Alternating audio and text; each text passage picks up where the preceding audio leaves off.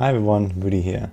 I want to bring you my guide for the Tempest Rush Monk, both in Season 20 and non-season, or the future when the current season theme with the Kindness Cube buff disappears again. And you might have seen my rank 1 clear on the Monk. I just made this character a few days ago, geared it up a bit, and just cleared the 135. And I had a lot of fun with that, so I also want to share this with you. Because in Season 20 we have the Kindness Cube effect that allows us to cube any powers in any slot, and this makes it so that you can wear Shenlongs in this Tempest Rush build. And for me, this made this otherwise pretty boring build relatively fun, because it adds really great dynamic to the whole setup, and it buffs it by a couple tiers. The basics of the build are pretty straightforward. Essentially, you hold down Shift at all times, or whatever your force attack button is, with left click for Tempest Rush, and you will release it on your cold convention cycle after blinding the enemies. And with this, the Flurry rune, you build a big explosion, and with all the multipliers combined, you can do some really big damage every 20 seconds. So this is the core of the build, and with the Shenlongs, you try to also get the Shenlongs buff for another 200% multiplicative damage boost while you get the explosion off. We need to blind in this build because of the bracers. The bracers give us a huge damage boost after blinding an enemy, and you also have sweeping wind in the setup that continuously freezes stuff around you. So theoretically that would work, but you also have to hit them multiple seconds in a row with the sweeping wind, which doesn't always happen. We have a few other supporting skills in the setup, like Epiphany, Desert Drought, that gives us lots of damage reduction and some spirit regen. We have the mantra for defense. You can also use it as a resource dump. Because of the Shenlongs, the way it works is that you automatically regenerate your resource very fast until you're full. And once you're full, you'll proc Shenlongs, and that will drain your resource again. So when that happens, you have to release the big boom in the next like 3 or 4 seconds or so, because otherwise it'll go to 0 resource and you'll stop channeling either way. And if you don't overlap this with your convention, then you will not do a lot of damage. So this is why I use the mantra and also sweeping wind. You can just activate them to stay at low resource, but make sure you don't run out of resource and make sure you don't hit full resource too early. So what happens sometimes is that you're actually sitting at full resource without Shenlongs proccing. And I think this has something to do with the tick rate of Tempest Rush. It reduces your resource, at the same time you gain a lot of resource, and Shenlong just doesn't register that you're actually full. So sometimes you can channel for multiple seconds in a row without getting a Shenlong's proc, and you have to be really careful of that. And what I found is that the best way to do this is to try to proc Shenlongs a little bit before your cold convention. So usually I try to get to full resource in like the first 2 seconds of physical, because if you get a Shenlong's proc there right away, you have enough time to just release the bomb at the start of cold. Or otherwise, you might have to channel a few more seconds and then eventually get a Shenlong proc, maybe sometime during cold, and you just release it immediately. So if you play around this inconsistency a bit, it works pretty well. It requires a little bit of practice to get used to it, but after some time it will be fine. I tried using the resource potion for that, but I didn't really have much success with it. So the idea would be to get low HP while you're trying to proc Shenlongs, then use a potion, and that will instantly fill your resource to 100 and then hopefully proc the Shenlongs. But most of the time I am just going in with Serenity anyway, and I'm full HP, so I can't even use the potion. So I would not recommend that. It might be helpful in some cases, but I would usually just go with a more useful potion like CC Immunity or the Water Potion. Another nice thing though is the Templar ability Inspire. So as a follower you should probably use that one, because you get 10% more spirit regeneration, and this will definitely help you out to proc Shenlongs more easily. But other than that, while just channeling and building stacks, you have to make sure you don't hit full resource, and you get a lot of resource passively. You get 50 spirit regen per second from the 4-piece bonus of the Justice set, and you also get 20 from Epiphany, and then you have a lot of resource cost reduction from Captain Crimson, and potentially some item rolls like on the shoulders or so. And you can press your mantra like essentially every second, and sometimes I use mantra and sweeping winds just to dump my resource fast enough. So this is really something you have to get used to, and you'll have to find like the rhythm for your muscle memory, and eventually you'll do it quite well after a little bit of practice. Other than that, we activate Cyclone Strikes automatically through the 1 Kimla weapon, so this makes it quite easy to make pulls.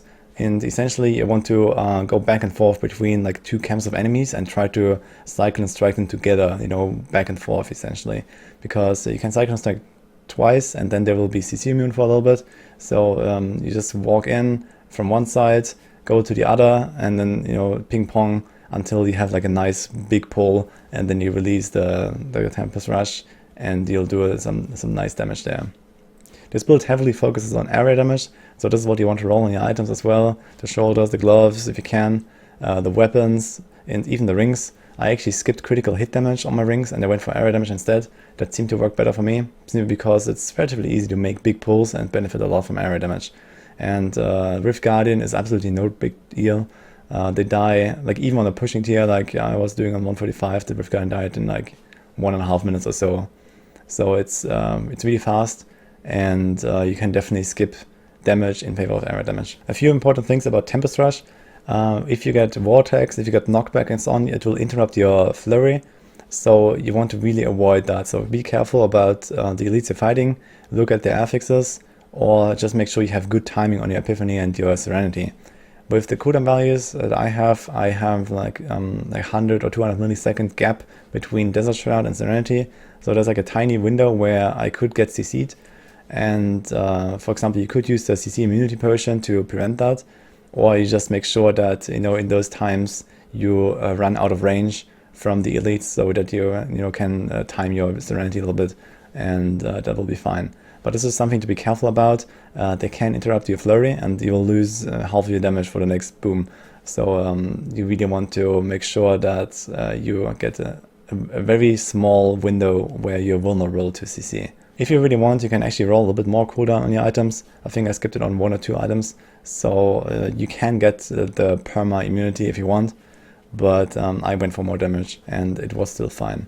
It's just something, you know, to mention here, that if you are having trouble with that, you can go for full immunity. There are also some monster types that might interrupt your Tempest Rush stacking by default, and this is because of Epiphany teleporting you to them. So this is, I don't know, some kind of bug that with very big monsters, something like the trees or I think Golgors, and you know, these kind of like big guys, Tempest Rush will interrupt to teleport you through Epiphany, because Epiphany has like some teleport effect built in the ability.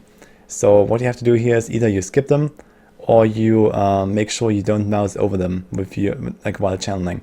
So you can try to have your mouse like at the edge of the screen, like behind the enemies or something, to never mouse over them, and that will work. But typically it's a little tricky to play around that. It's just something you need to know. For the item setup, there are a few variations. I went with Unity, for example, but you can also go with the Lefebvre's shoulders that give you 50% damage reduction after cyclone striking. You can go with Stone Gauntlets, which actually gives you a little bit more toughness when you have 5 stacks.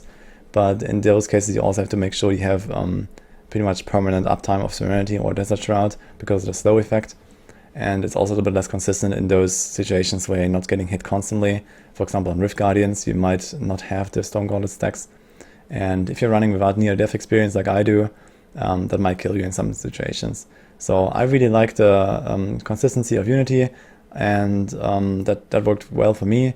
And it also has better stats than like a Ring of Royal Grandeur or an Obsidian Ring or something. So you get a little bit more out of that as well. But overall, it doesn't matter too much. You can just use any of the toughness items and that will be fine.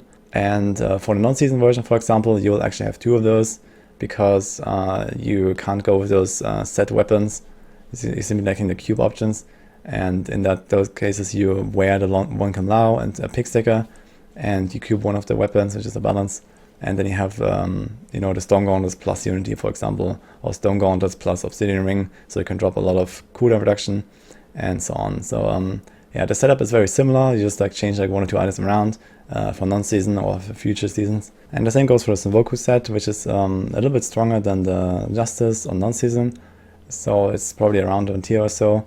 The paper damage is like a little bit higher, but it loses some of the other utility. And you have to wear a lot of like resource cost reduction items and so on. But generally the 2 setups are almost the same.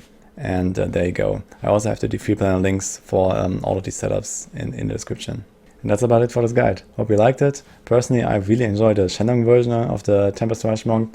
So I can just recommend that. It was a lot of fun for me to try it out. and I'm also looking forward to doing like a higher push, probably around 138 or so with my character. And yeah, I think it's going to be quite fun. Hope you like this. I'll see you guys next time.